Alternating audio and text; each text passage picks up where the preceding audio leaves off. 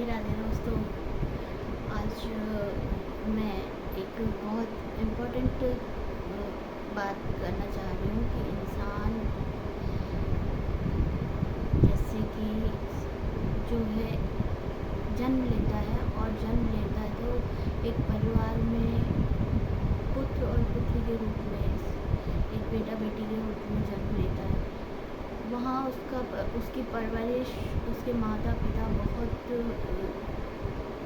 अच्छे से करते हैं और बहुत अच्छे से उनका पालन पोषण किया जाता है, उनको प्यार दिया जाता है। तो लेकिन कुछ ऐसा, आज मैंने एक ब्लॉग देखा आरती जी का, मुझे बहुत बहुत दुख हुआ कि हम स्त्रियां भारत में चाहे कितनी भी एडवांस हो गई, चाहे हम शहर में हैं चाहे हम गांव में हैं। अब वो गांव में हैं, मैंने जो उनका वीडियो देखा तो आज मुझे बहुत ब्लॉग में उनके ब्लॉग को देख कर के मन दुखी हुआ। क्यों? क्योंकि एक लड़की जो होती है वो अपने माता पिता का घर छोड़ के जाती है तो बहुत सारे सपने संजो के जाती है और जो उसका पति होता है वो उसका साथी होता है। लेकिन जो मैंने देखा कि उनके पति ने उनको इतना प्रताड़ित कर रखा है, इतना मार रखा है, इतनी जोर जोर से मारा हुआ है कि उनके पूरे शरीर पर खुरंट बन गए हैं, मार के निशानों के घाव हो गए हैं, पीठ में, गर्दन में, ये आँखों के पास। तो आज मैं उनको देख कर के बहुत मतलब अंदर से मुझे दुख हुआ कि पति ऐसा भी होता है क्या? पति के नाम पर क्या एक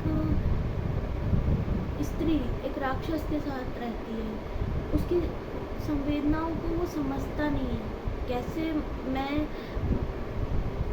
इस चीज़ को मतलब बहुत अंदर से मुझे तकलीफ़ हो रही है कि हम जो भारतीय स्त्री हैं, चाहे हम पढ़ी लिखी हों, चाहे हम नौकरी कर रहे हों, चाहे हम कमा रहे हों या घर में गृहिणी की कार्य कर रहे हों, लेकिन हम लोगों का कहने को हम स्वतंत्र हैं, लेकिन नहीं, वैसे हम कोई वो ऐसी आज़ादी कि हम अपने विचार रख सकें, हम अपने आप को अच्छे से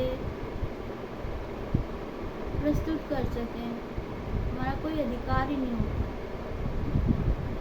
ये पुरुष प्रधान देश जो है ना हमारा, इसमें कई पुरुष ऐसे जालिम होते हैं कि पत्नियों के साथ बहुत गलत व्यवहार करते हैं। और ये तो अच्छा होता है कि माता पिता अगर जिंदा हैं, भाई बहन अच्छे हैं तो वो थोड़ा बहुत सपोर्ट करते हैं हमको, लेकिन जीना कैसे होता है, घुटन होती है।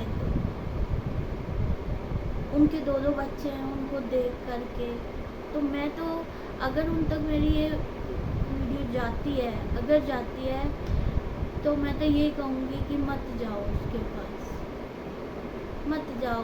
क्योंकि उसको आपकी ज़रूरत नहीं है, उसको अपनी ईगो पूरी करनी है, अपना पुरुषत्व दिखाता है। पुरुषत्व नहीं है वो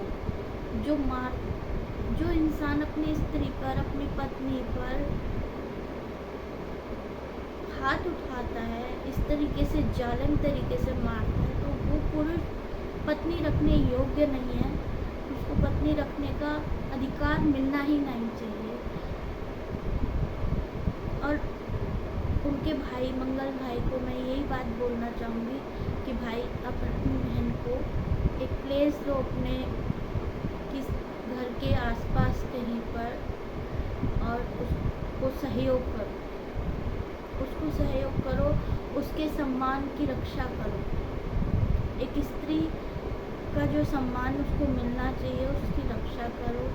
और आपका भी ब्लॉग मैंने देखा है मंगल भाई, आपकी माँ, पापा और भाई बहनें, जो 2 बहनें आपकी हैं, कौशल्या और जो शिवानी बहन है आपकी, शिवनंदिनी बहुत अच्छी हैं वो, और बहुत अच्छे से प्रेम से आप लोग रहते हो, तो वो देख के मुझे बहुत अच्छा और बहुत खुशी सी महसूस हो रही थी। लेकिन आज मैंने उनको जब देखा, आरती जी को रोते हुए, आपकी बहन को दूसरी, बहुत मन को बेचैनी सी हुई।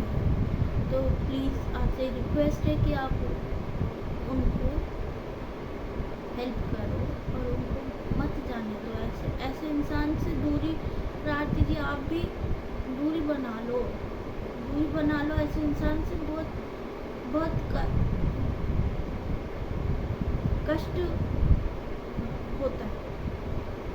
तो मैं सभी और जितनी भी मेरी बहनें ये सुनती हैं, तो वो उनसे एक ही प्रार्थना है, एक ही रिक्वेस्ट है कि अपने आप को हम इतना स्ट्रॉन्ग बना लें, इतना ज़्यादा स्ट्रॉन्ग बना लें कि हमें किसी पुरुष की आवश्यकता ही न रहे, हमें किसी पुरुष के आगे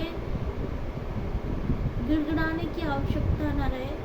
अपने आप को इतना ऊंचा प्लेस पर रख लें हम कि कोई भी पुरुष हमारी भावनाओं को इस तरह से कुचल नहीं सके, इस तरह से प्रताड़ित हम लोगों को नहीं कर सके। मैं ऐसी ही प्रार्थना करती हूँ और ईश्वर से प्रार्थना यही करती हूँ कि भगवान हम स्त्रियों को इतना ज़्यादा हम लोगों को शक्ति प्रदान करो कि हम ऐसे आतताइयों का सामना कर सकें और अपने आप को माँ दुर्गा की तरह से प्रस्तुत कर सकें। अपने अंदर के स्त्रीत्व को हम इन लोगों से इस तरीके से बिल्कुल भी प्रताड़ित न हो सके। मेरा तो बस यही एक है। आज के व्लॉग में मैं इतनी ही बात करूँगी। और बहनों सारी जिसके पास भी मेरी व्लॉग ये जाता है, तो सब अपने आप को इतना स्ट्रॉन्ग बनाइए कि हम स्त्रियां एक दूसरे का सहयोग करके, एक दूसरे को ऊंचा उठा करके, एक दूसरे के लिए खड़े होकर के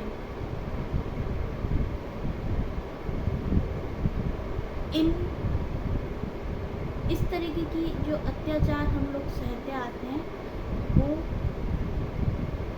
उससे दूरी बना सके, उससे बच सके। बस यही प्रार्थना है। राधे राधे।